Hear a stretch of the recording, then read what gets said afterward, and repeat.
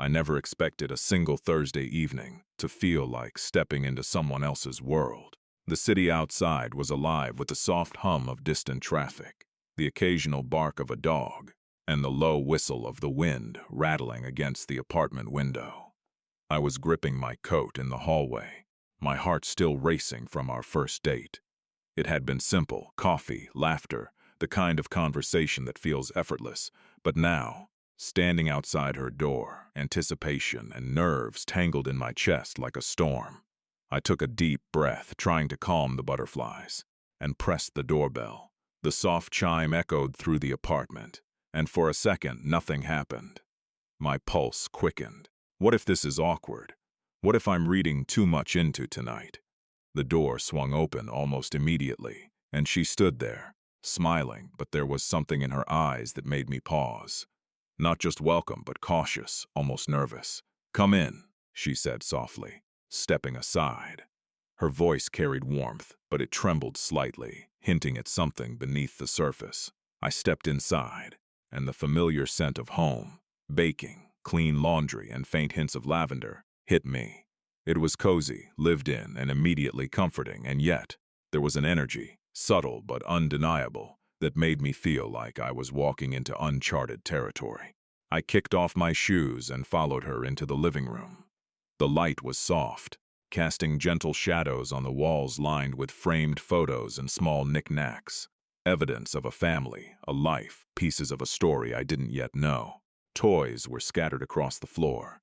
A small train engine near the couch, a doll with a crooked smile, a colorful puzzle half completed.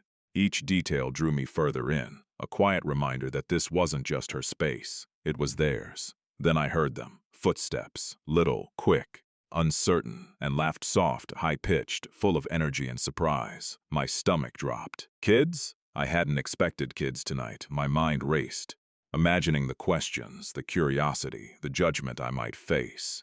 Would they like me? Would I make a fool of myself? And yet, underneath the anxiety, a flicker of excitement burned. This was real, unpredictable, honest. She turned toward the hallway, calling softly, "Hey guys, come say hello." The voices grew closer, little feet padding along the floor. My chest tightened, anticipation building with each second. And then they appeared. Two pairs of wide, curious eyes peeking around the corner, small smiles tugging at their lips. I froze for a heartbeat, caught between nervousness and fascination. I crouched slightly, trying to appear friendly, offering a tentative smile. One of them stepped forward, holding a worn action figure, and said, "Are you the guy from the date?" His tone wasn't accusatory, just inquisitive, but my mind spun. How do I answer that without sounding awkward? Before I could respond, the younger one tugged on her sleeve, pointing at me with awe. And in that moment, something shifted. I realized this wasn't just a date anymore.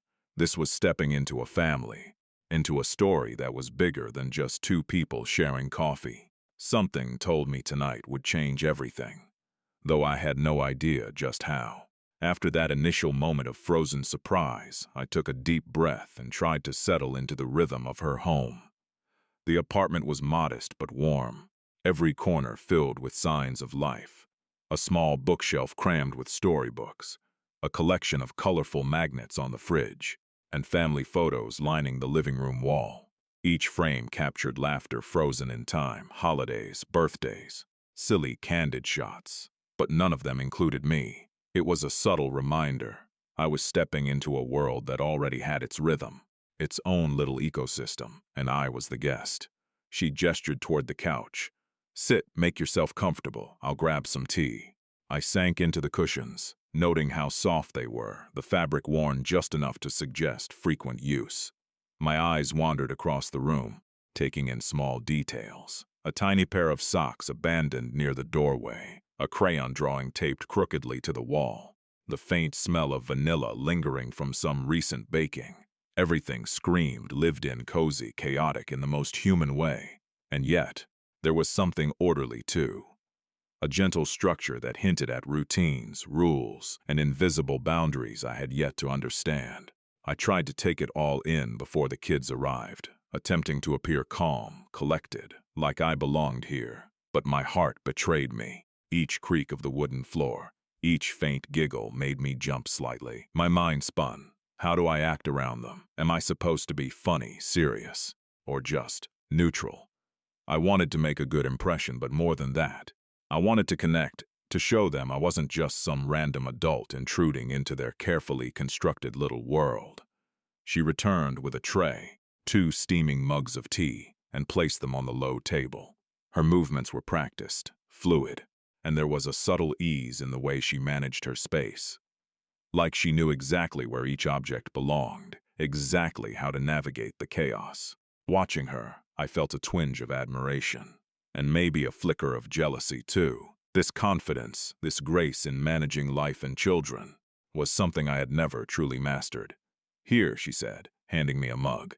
"Don't drink it too fast, it's piping hot." I smiled, grateful for the normalcy, but just as I brought the cup closer, a small hand tapped my knee. I looked down to see the younger child staring at me with wide, curious eyes. "Are you going to play with us?" the child asked, voice tentative but filled with hope. I blinked. Yeah, of course, I'd love to." My voice was steadier than I felt, but inside I was scrambling. Play with them. I barely know how to juggle a single conversation with them, let alone a proper game. Still, I nodded, trying to meet their gaze without looking nervous. The older child wandered closer, a smirk playing on their lips. "Mom said you're funny," they said. "I guess we'll see." I laughed nervously. Funny? That wasn't exactly my strongest suit. But I appreciated the vote of confidence, or maybe it was a test. Either way, my pulse quickened. I noticed small props and cues that told me more about this family than words ever could. A soccer ball tucked under the couch, a stack of homework assignments on the side table, a half-eaten snack abandoned on the floor. Each detail painted a picture: busy, loving, structured chaos. And as I observed, I realized I was learning rules without even being told.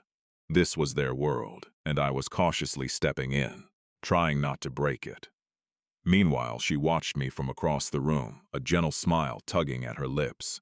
"They can be a handful at first," she said quietly, almost to herself. "But they mean well."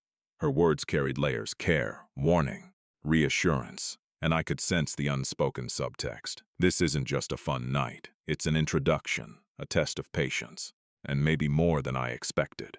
I took another sip of tea, letting the warmth steady my nerves. I realized this was more than just a first date. It was an invitation into a complex, living, breathing family unit, and that was exciting and terrifying. My thoughts wandered briefly to the future, to all the little decisions I would have to make to navigate this night successfully, to earn trust, to connect. And then, without warning, the younger one toddled up, holding a crumpled piece of paper. "We made something for you," they said, eyes shining. My heart skipped a beat. I leaned down, taking the paper carefully. Scribbles, colored shapes, and a stick-figure family stared back at me, and in that instant, I felt something shift. This wasn't just a night of awkward introductions. It was the start of something that could change me, if I survived the coming surprises. I had just finished admiring the crayon drawing the younger child had pressed into my hands when the older one suddenly pointed toward the hallway. "Mom, he's going to ruin everything," they whispered under their breath, barely audible. I froze, my heart thudding in my chest. What do they mean? My eyes darted toward her, but she was busy tidying the teacups, oblivious to the tension. Before I could ask, the younger one tugged on my sleeve. "Can you play with us?" Their eyes sparkled with innocence, but the older child's gaze was calculating, almost suspicious. I swallowed hard, my mind racing. I had imagined a fun, lighthearted evening, maybe some awkward bonding moments, but now it felt like I had walked into a storm I didn't know how to navigate. I knelt down to meet them at eye level, forcing a smile. "Of course, let's play. Show me what you've got." The younger one giggled, relieved, and darted off to fetch a toy. But the older one didn't move. Instead, they stood still, arms crossed, watching me with a mixture of curiosity and mistrust. Every instinct in my body screamed caution. This child was testing me, sizing me up, and I had no clue what standards they were using.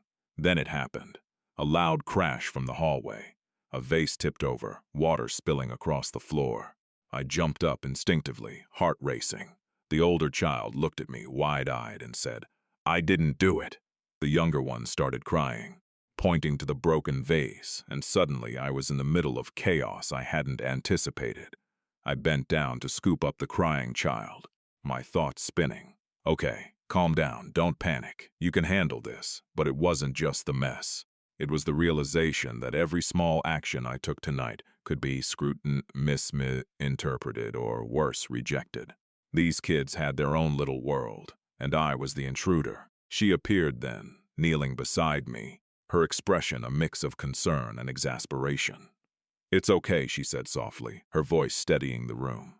"Accidents happen." I noticed her glance flick toward the older child, who still hadn't moved. "I know you didn't do it," she added reassuringly. The tension in the air didn't vanish completely. It lingered like static electricity. A quiet warning that nothing tonight would be simple. As we cleaned up the spill, the older child finally spoke, in a small voice. "Mom, are you sure he's safe?" My chest tightened. I wasn't sure what they meant by safe for them. Safe for me, or something deeper I hadn't anticipated. I forced a smile, keeping my voice calm. "I promise I'm friendly. I'm not here to hurt anyone." But even as I said it, I could feel the unspoken question. Can he be trusted? Their wariness was palpable, a quiet challenge that made me realize how much was riding on this evening. One wrong move, one misplaced word, and I could lose the fragile trust I was trying to build before it even began. And then the real shock came. The older child held out a folded piece of paper. "He has to answer this first," they said, voice serious. My curiosity and anxiety spiked simultaneously. I took the paper, unfolding it carefully. Scribbled on it in large childish letters was a simple question. "Do you promise to never leave us?" I froze, the paper trembling slightly in my hands. My mind raced. This wasn't just a game. This wasn't just a first impression. This was a test, emotional, moral, deeply personal, and I wasn't sure I had the right answer. I looked at her, then at the children, and realized the stakes tonight were higher than I had ever imagined. One wrong word, I thought, and I could lose their trust forever.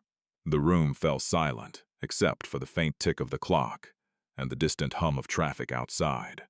I took a deep breath, steadying my nerves, knowing that how I responded in the next few moments would define the rest of this night, and maybe something much bigger than a first date. The question on the paper still burned in my hands. "Do you promise to never leave us?" I swallowed hard, my throat dry. I glanced at her, hoping for guidance, but she was crouched on the floor, gathering the broken vase shards, giving me nothing but a small, encouraging smile. The kids waited, wide-eyed, tiny hands gripping the edge of the coffee table, expressions serious and expectant. My heart pounded. This wasn't just a game. It felt like an initiation, a subtle test of whether I belonged in their little universe. I forced a laugh to break the tension. "Well, that's quite the question for a first night," I said, keeping my tone light, trying to buy a few seconds. The older child tilted their head, unimpressed. "We're serious," they said bluntly, eyes narrowing. I nodded solemnly. "I know, and I take that seriously too." The younger one tugged at my sleeve again. "Will you play with us first?" they asked, voice trembling slightly. I knelt to their level and smiled. "Of course. Let's start with a game. But I need your help to make it fun." I suggested building a little fort with blankets and pillows, a neutral activity I hoped would break the ice. As we arranged cushions and draped a sheet over the living room chairs, I began to notice small patterns in their behavior. The older one, quiet and observant, seemed to analyze every gesture I made, every word I spoke.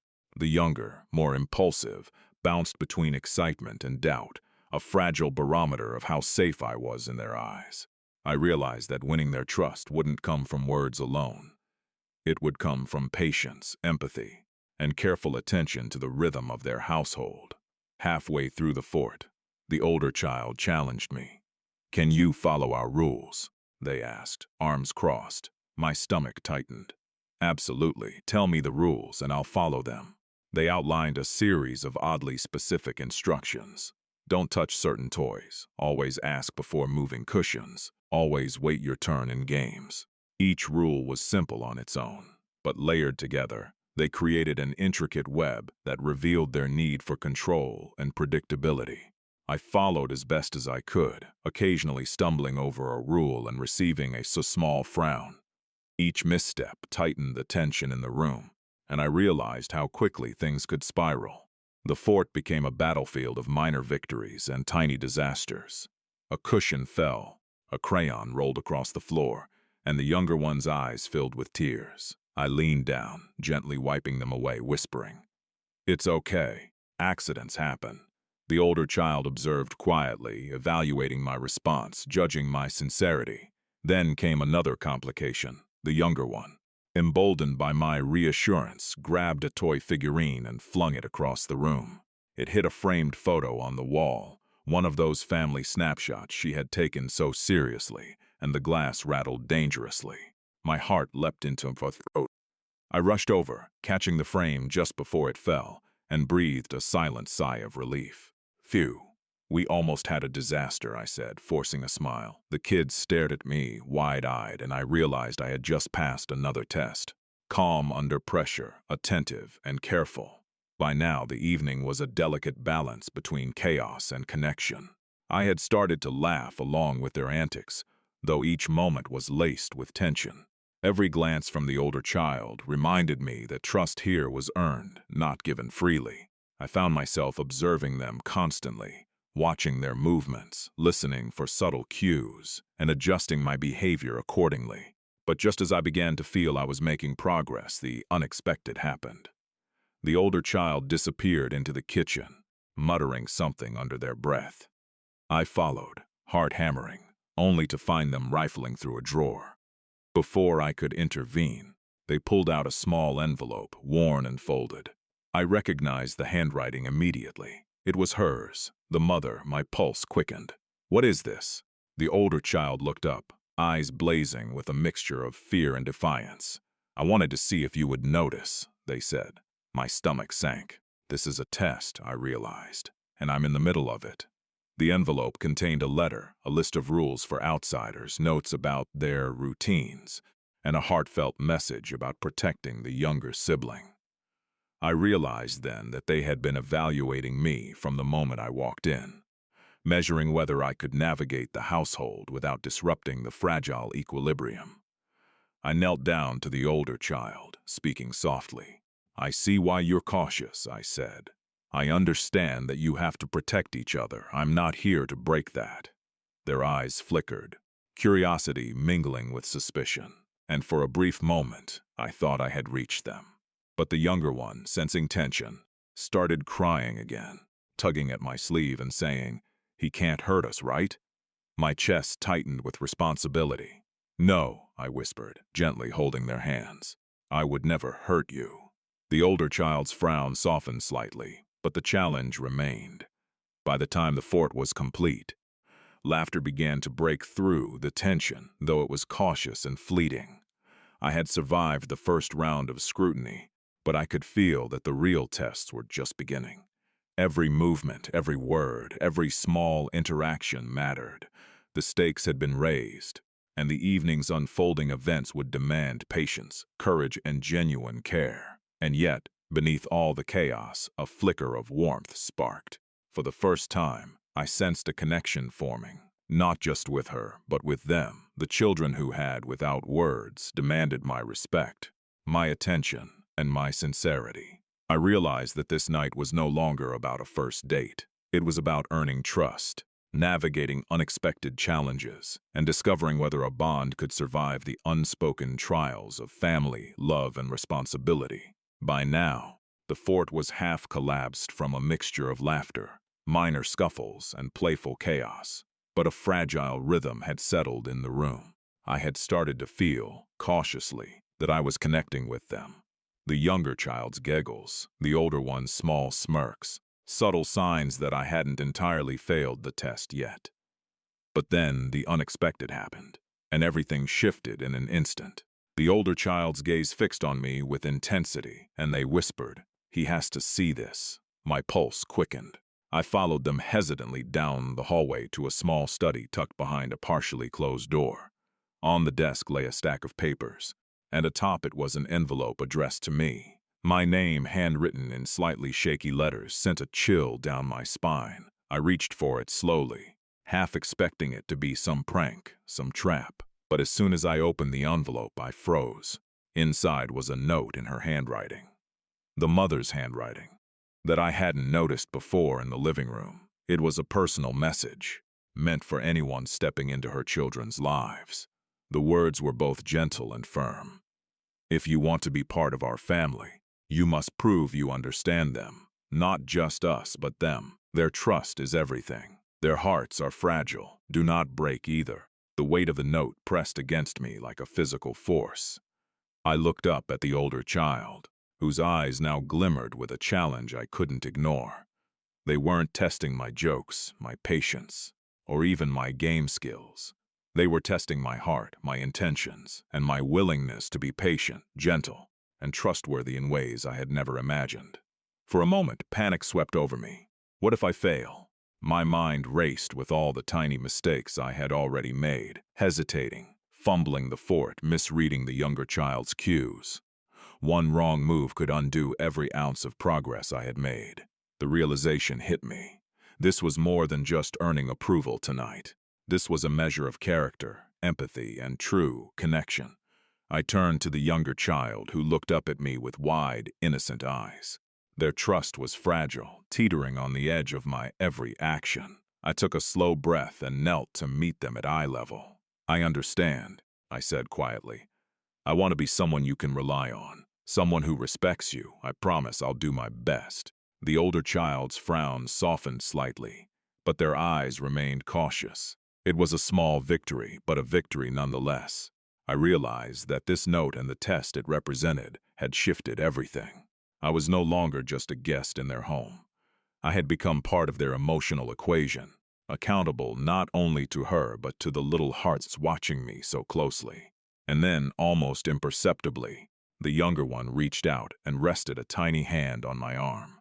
The gesture was simple, almost hesitant, but it carried the weight of acceptance, trust, and hope. My chest warmed, and for the first time I felt that the chaos, the nervousness, and the unexpected tests could be navigated, not through perfection, but through sincerity and care. I folded the note carefully, tucking it into my pocket. It wasn't just a piece of paper. It was a symbol, a boundary, and a challenge, one that I was determined to rise to. The room seemed quieter now, the tension still present but softened by the tentative connection forming between us. In that quiet, charged moment, I realized this was the first turning point. What had begun as a simple first date had evolved into something far more complex, more meaningful, and far more delicate. The stakes weren't just about my feelings or her feelings. They were about earning the trust of two small, impressionable hearts, and proving that I could be someone worthy of their fragile but powerful love. And as I looked around the room, at the fort, the scattered toys, and the expectant eyes, I knew one thing with certainty. Nothing tonight would ever feel ordinary again. The moment of truth had arrived. After the note, the tests, the small trials, and the unspoken evaluations, I realized the night wouldn't be defined by a single interaction, but by a series of choices. Every gesture, word, and expression mattered. My pulse raced as I glanced around the living room. The half-built fort, the scattered toys, and the expectant eyes of two small, perceptive beings who were silently judging every movement I made. The younger child clutched a stuffed animal tightly to their chest, eyes wide and unblinking. The older one stood just behind, arms crossed, their gaze sharp, analytical. And then she, the mother, sat on the couch, watching quietly, a mixture of encouragement and challenge in her gaze. It wasn't just a test of patience anymore. It was a measure of my heart, my sincerity, my ability to rise to the occasion. I knelt on the floor, deliberately slow, making sure I was at eye level with both children. "Okay," I began, voice steady but warm. "Tonight has been a little chaotic, I know, but I want to show you that I can be someone you can trust." I reached for a blanket and motioned toward the fort. "How about we finish building it together?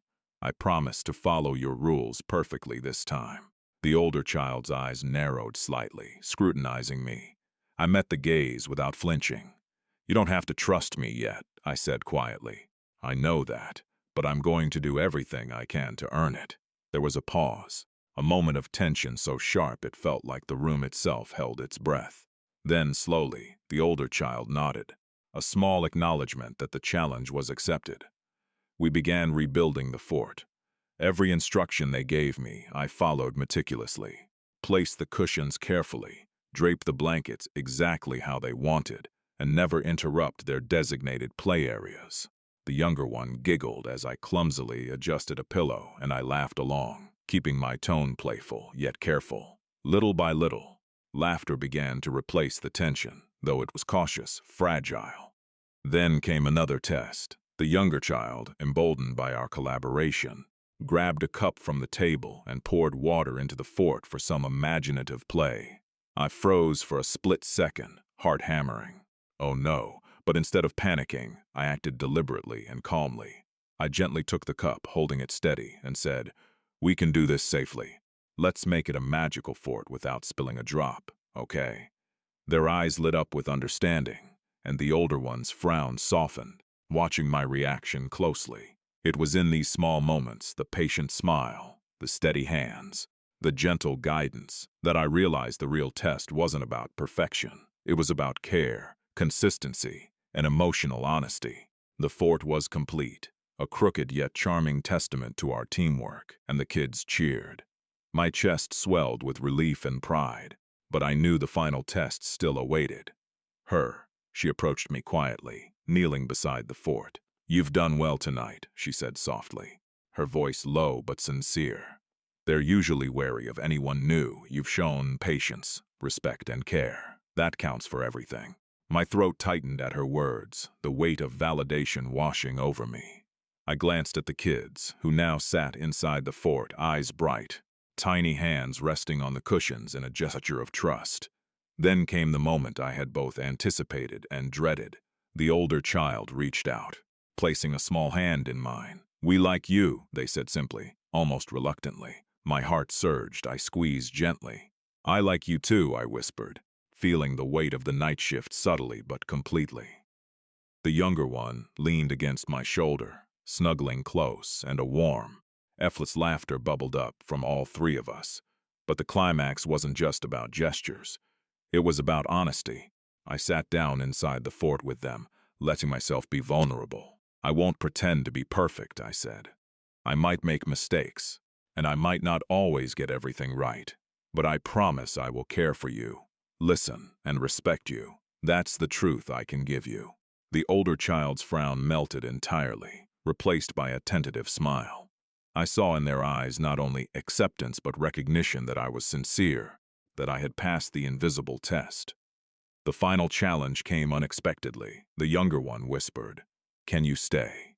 My chest tightened again, but this time with warmth. I nodded without hesitation. "I can stay," I said, voice steady and full of intent. She, the mother, smiled from across the room, relief and approval shining in her gaze. There was no fanfare, no dramatic gesture, just quiet acknowledgement that trust had been built, fragile but solid. We lingered in the fort for a while longer, laughter mixing with whispered stories, small jokes and playful nudges. The chaos of earlier was replaced by a rhythm, a tentative harmony between us. I realized in that quiet intimacy that tonight had transformed from a simple first date into a profound initiation, a first step into a family, a test of patience, trust, and genuine care. And when the children finally went to bed, leaving me and her alone in the quiet apartment, the tension melted into something warm, tender, and promising. She looked at me, eyes reflecting soft lamplight, and said, "I think you did well tonight." I smiled, exhaling deeply, the weight of the evening lifting. It wasn't just a victory, it was a beginning, a fragile, beautiful beginning. The house had finally quieted. The soft glow of the hallway nightlight cast long shadows on the walls, and the hum of the city outside felt distant, almost protective. I sank onto the couch, letting out a slow breath, my chest still tight from the intensity of the evening. Somehow, The chaos of spilled toys, toppled pillows, and nervous glances had given way to laughter, tentative trust, and a fragile sense of harmony. I looked around at the living room, fort dismantled, blankets folded haphazardly, crayons scattered across the carpet, and a smile tugged at my lips. The mess, once a source of panic, now felt like a map of the night's journey. The small victories, the tests passed, the moments of connection that had slowly woven us together. For the first time, I felt a quiet confidence that I had earned a small, meaningful place in their world. She emerged from the kitchen, brushing her hands on a dish towel, and offered a soft smile. "I think they like you," she said, almost teasing, but there was warmth behind her eyes. I chuckled, shaking my head. "I hope so," I admitted. "I was terrified I'd ruin everything." She laughed lightly, a sound that seemed to ease the lingering tension. "You didn't. You were patient, attentive, and kind. That counts for more than you realize." Her words sank in, and I felt a glow of relief wash over me. I had come here uncertain, untested, unsure if I could navigate the sudden responsibility thrust upon me. But now, sitting amidst the remnants of our fort, I realized that connection, genuine connection, was possible if I stayed honest, calm, and attentive.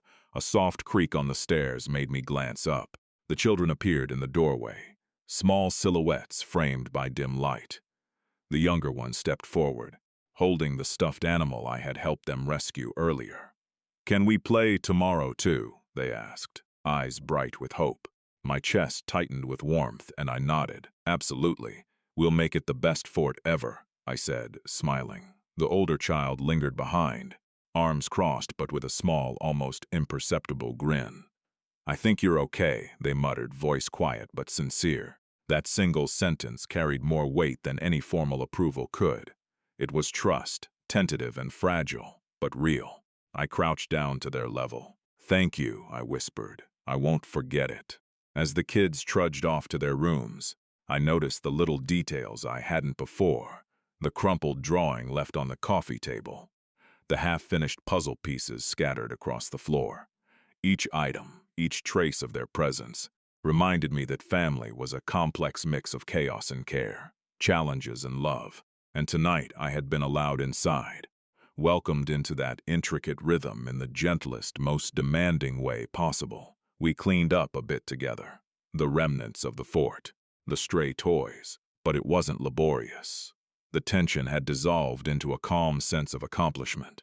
I caught glimpses of the mother watching me with a quiet appreciation, the soft way her eyes lingered on me as if measuring my sincerity once more. But this time, it felt different. There was no challenge in her gaze, only acknowledgement. I sank back onto the couch, feeling the weight of the evening finally settle. My mind wandered to the moments that had made my heart race. The sudden question on the paper, the chaotic toy incident, the tiny hands reaching for mine.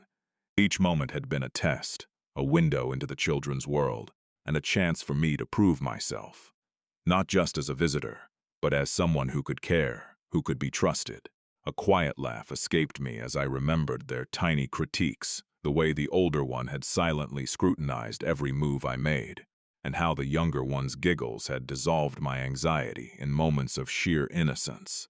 I realized something profound. This night had been about more than just her presence. It had been about patience, empathy, courage, and genuine connection. She returned to the living room with a mug of warm milk for herself, settling next to me.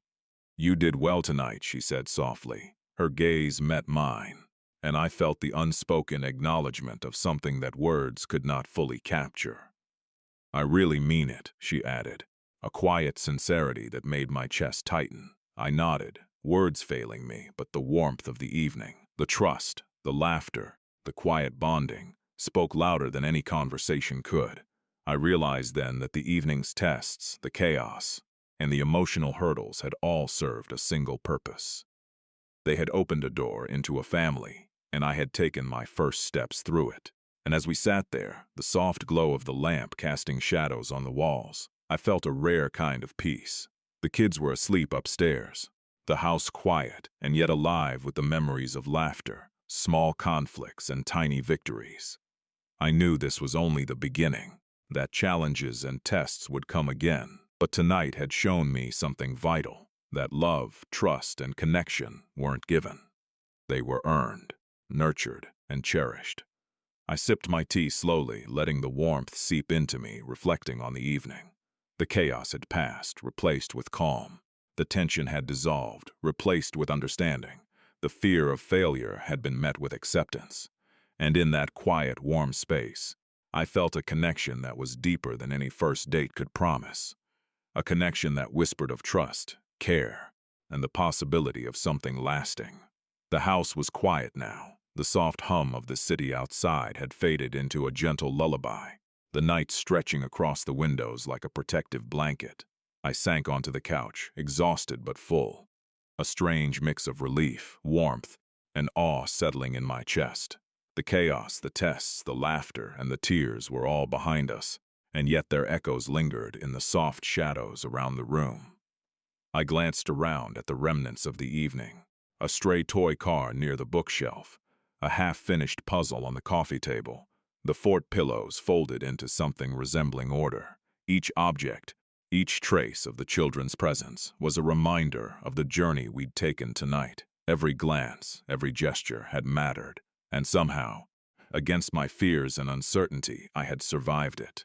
More than that, I had been welcomed into their world. She returned from the kitchen, carrying a small tray with 2 mugs of hot chocolate. The steam curled lazily into the air, carrying the comforting aroma of cocoa and cinnamon. She settled beside me, eyes soft in the dim light. "You did well," she said quietly, not as a casual compliment, but as a recognition of effort, patience, and sincerity. I smiled, words failing me, knowing that no simple thanks could capture what the night had taught me. A small crumpled drawing, left on the coffee table by the younger one, caught my eye. It depicted a stick-figure family, all smiling, 2 adults and 2 small children, drawn with exaggerated smiles and bright colors. I picked it up gently, turning it over in my hands. There, in careful letters, were words I didn't expect. "Thank you for staying." I felt a lump rise in my throat. It wasn't just a note. It was a small act of trust, a declaration of acceptance from 2 tiny hearts who had tested me more rigorously than anyone else ever could. And I realized in that moment how fragile and beautiful trust could be, how delicate and precious these connections were, and how much responsibility came with them. We sat together in silence for a while, the room filled only with the soft crackle of the evening lamp. I let myself feel the full weight of the night, the surprises, the laughter, the tension, the trust, and the connection. I had come here unsure, nervous, and cautious. Now I felt included, acknowledged, and quietly celebrated in ways that words could not fully express. She reached out, touching my hand gently. "The kids are lucky," she said softly, "and I think so am I." I squeezed her hand in response, letting the simple gesture carry what neither of us needed to speak aloud. The warmth lingered between us, unspoken yet powerful. As I glanced once more drawing, I realized that the night had changed me. This wasn't just a first date. It was a first step into a family, a test of patience, empathy, and sincerity. It was a chance to prove that love and care weren't about perfection. They were about showing up, staying calm, being kind, and valuing trust above all else. I stood slowly, stretching slightly, and glanced toward the hallway where the children slept. Their breathing was even, soft, trusting. I felt a quiet resolve rise in me. Whatever the future held, I would not take this trust lightly. I had been given a gift tonight, a chance to be part of something meaningful, and I would honor it. She watched me from the couch, eyes reflecting the lamplight and something softer, hope, gratitude, and perhaps the beginnings of something more. I smiled, letting the quiet intimacy of the room settle around us. The evening was over, but its echoes would linger, in laughter remembered, trust earned, and hearts quietly touched. As I prepared to leave, I glanced once more at the little drawing. I set it carefully on the coffee table, a small symbol of the night's journey. Outside, the city stretched endlessly, but inside, a new chapter had begun. One filled with trust, connection, and the promise that some beginnings, though tested by chaos and nerves, could turn into something extraordinary. And as I stepped out into the night, the soft glow of streetlights guiding my path, I carried with me a quiet, enduring hope that this was only the first of many evenings, and that the bond formed tonight would continue to grow, stronger and more heartfelt than I had ever imagined.